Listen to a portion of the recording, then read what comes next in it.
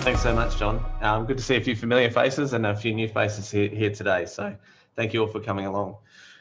So to be very clear, I'll give you the obligatory disclaimer. These views are my own, and I will share them with you in that spirit. I won't be probably quite as fast-paced or timer-driven as our friend Henry often is. If any of you have seen him at a conference or on the calls previously, he's super quick. But I will get into a couple of key points and focus in on this whole idea of Bitcoin. Now, this is by no means the only part of crypto that's worth paying attention to, but there's been some really interesting developments specifically around Bitcoin over the last few months, and I think it's signaling a watershed in the way that we look at Bitcoin. So, without further ado, let's get stuck into it. So let's look at one of the main reasons why well, first of all, let's look at what's happened at Bitcoin over the last little while, right? So we saw in 2017 a bit of a spike that was largely driven by the ICO craze, or very popular focus on initial coin offerings. And then Bitcoin sort of had some interesting ups and downs up until late 2020. Where we saw a massive rally. We saw the breakthrough, back through the 10,000, through the 20,000 barrier, 30,000, 40,000, and all the way up to 60,000 US dollars in a very, very short space of time. And so it'd be interesting to look at what's driving this, right? What's actually pushing this massive price gain from a Bitcoin perspective. Well, first of all, it might be very helpful to look at our core reference currency globally and what's happening with that. One of the things that we've seen time and time again is the constant work from central banks to keep economies flourishing, even in difficult circumstances. And in 2008 and 2020, there was no different. Now, the thing I put on the screen here is a meme. It's a very popular meme. And actually, the idea of memes is really important when we look at anything crypto, but specifically Bitcoin. It's spawned a lot of meme activity. It's a really great way of communicating the sentiment around the currency. And, Twitter crypto is heavily meme driven. And so here we have a meme, which is very common, haha, money printer go brr. And this is something that represents the dilutionary effect that central bank money generation has on traditional currencies. So let's look at that. If we look at the US dollar, this is the M2 money supply since 1959. And what this represents is the available money in demand deposit accounts held with banks, held with the central bank. It's all of the M1 and M2 money together. What's really interesting, if you look at the end of 2020 or the 2020 period over here, we see a massive increase in the money supply. And in fact, over 20% of all US dollars were created during 2020, right?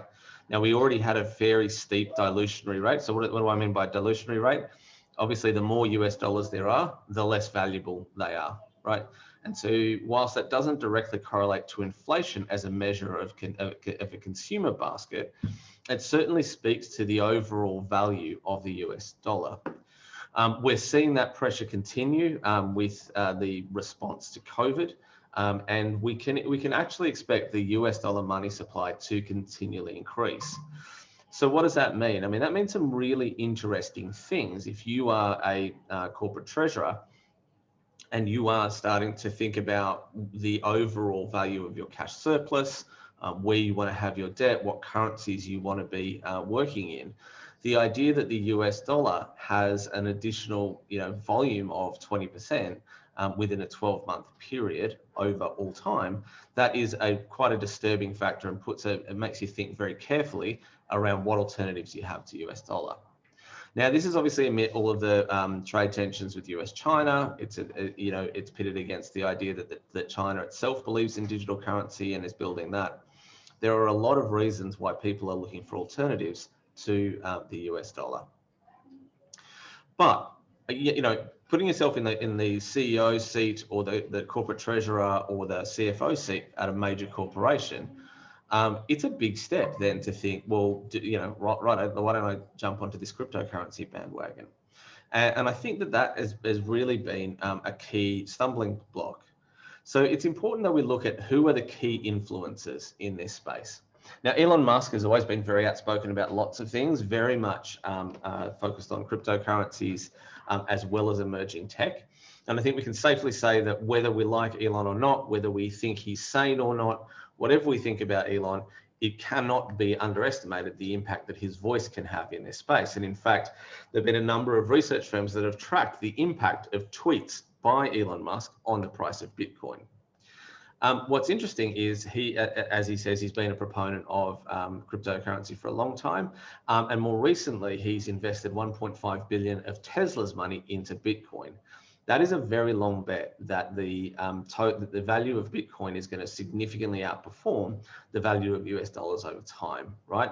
So that's one of the reasons why he's done that. So why does Elon think that this is the case? Well, let's look at the next. Oh, by the way, that's the red eyes of the crypto, the Bitcoin maximalists there. You'll see those floating around on social media. It's actually come down to a tweet conversation with Michael Saylor from MicroStrategy. So Michael Saylor is an American entrepreneur, started in the Air Force, was studying to be a pilot, got medically discharged, founded a tech firm while he was working for the DuPont Corporation. He would describe his career as very lucky. And having spent lots of time doing things that seemed like mistakes at the beginning, but worked out pretty well for him. And so it's interesting then to see him when MicroStrategy, his company, started to develop a large surplus of cash in 2020 and began investing in Bitcoin. Lots of people started wondering why he was doing that. As of March this year, MicroStrategy now has a total holding of over 90,000 Bitcoins, currently valued at around $5 billion after having invested $1 billion during 2020. Not a bad return, right? But what's really interesting here is a lot of these conversations are starting to happen in public. So there was a specific tweet between Michael Saylor and Elon Musk, where Michael Saylor basically said the single best thing you could do for Tesla is to buy Bitcoin, essentially, right? And this sparked a huge, long Twitter conversation, which, again, all very public, where you had a very well-respected entrepreneur, not just some crazy guy who started PayPal and various other things and talks about spaceships all the time. You had a very credible CEO starting to make a sensible investment based on the fact that Bitcoin is appreciating against the dollar. Now, why is it doing that, right? Well, number one, you're not going to have the inflationary effects or the dilutionary effects that you have from a fiat currency. There is no central bank to keep printing money. There is a hard constraint on the maximum money supply that can exist in terms of Bitcoin. And so when you're looking at the potential for Bitcoin as a store of value or something other than US dollars as a store of value, US dollars are pretty terrible as a store of value, this is a key decision that many treasurers and corporate CEOs are now starting to look at. But it's not just happening there, right? From a social media perspective, Twitter has always been the home of the crypto bro and the discussions around crypto and crypto memes. Whilst you still have Telegram and Discord remaining the bastion of the DeFi nerds and where most projects hold their conversations, we're starting to see a really new interesting trend, particularly with Clubhouse, where consumer interest for investing in crypto and Bitcoin in particular is being very well supported. There are a lot of rooms that are intros to Bitcoin or why I invested in Bitcoin or how to invest in Bitcoin in the Clubhouse rooms. And so you can kind of see that there is a large upswing. Now, much of this is US centric, right? We're seeing a lot of US centric discussion around this. And that's natural because that's where the largest and easiest access to crypto happens to be. But it is spreading out much more widely. So it's not just your Clubhouse rooms that are driving this, but it is ensuring that not only is there corporate interest, but there remains consumer interest. Even more practically, we're starting to see remittances use Bitcoin. So on the left there is a graph from Chainalysis data by Quartz.com, which shows the flow of remittances to Africa and Latin America using Bitcoin, right? And by the end of 2020, expat Nigerians were remitting $24 million a month, Venezuelans were $4 to $6 million a month. This is very large volumes for something which only 8 years ago was hardly used at all and was just a technology project on the internet, right? So this, it's not just, so why now, right? Why is this big surge? Why is there all of this interest? There are both internal and external pressures. Nigeria, Nigeria has very strict currency controls. The Venezuela currency is in massive trouble.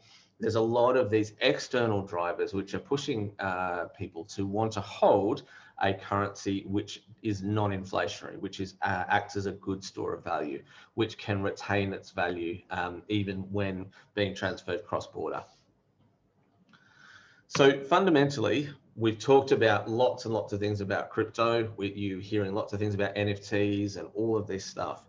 But the fundamental driver here and the key message I want to walk away from today's session with is Bitcoin has moved away from the realm of beardy, bespectacled men in their mother's basements. Okay, it's not my mother's basement, it's my lounge room, but anyway. With YouTube channels talking about how great it is, into the mainstream where, it is now being taken seriously, not only by speculative investors, but by corporate treasurers and by CEOs. And now is the time that we're having real, proper, adult, grown-up conversations around how this integrates with the global economy. So I hope I've managed to get in under my 10 minutes, John, and happy to take any questions.